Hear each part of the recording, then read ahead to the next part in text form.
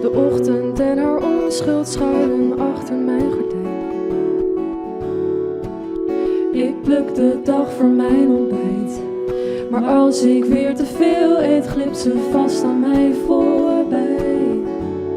Ik leef nog half in een droom. We zijn nou 2 met elkaar muziek aan het meidje, maar we kennen elkaar van musicalles toen wij 10 en 11 werden.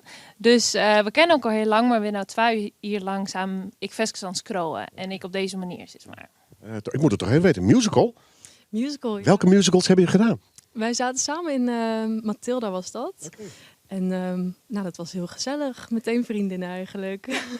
En dan kom je elkaar tegen en dan denk je, wij maken muziekmeisje met je bij? Nou, het begon eigenlijk mee dat we allebei de vestjes aan het scrollen weer. En dat we dan naar elkaar de vestjes aan het sturen weer. Van, oh, ik heb dit screen en dat is dit screen. En toen dachten we, maar waarom doen we het net gewoon samen? Want dat is dubbel zo leuk. Het schijnt op mijn gezicht. Het is me wat te veel, dus ik doe mijn gordijn weer dicht. Soms voel ik me verplicht.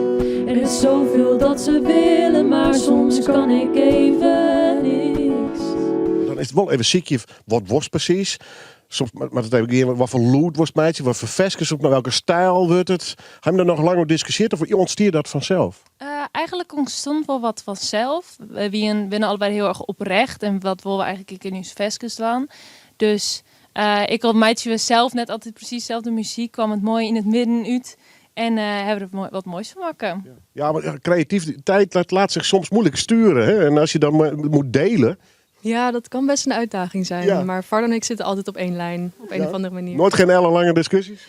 Nee, eigenlijk niet. Nee. Gewoon lekker spelen? Het, heel natuurlijk. In de hoofd van de nacht verlies ik mijn spijt.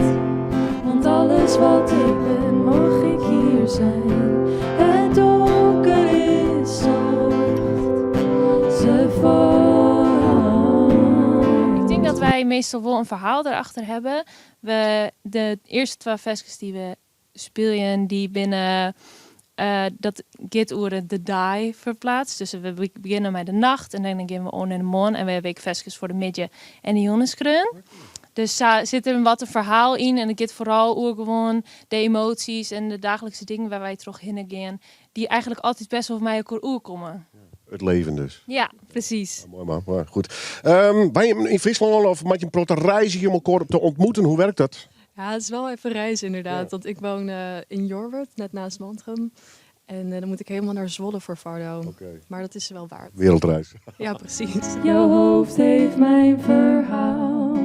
En jouw lippen spreken in dezelfde taal.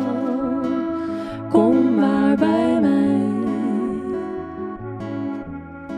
Mensen zeggen vaak, thuis is waar de mensen zijn.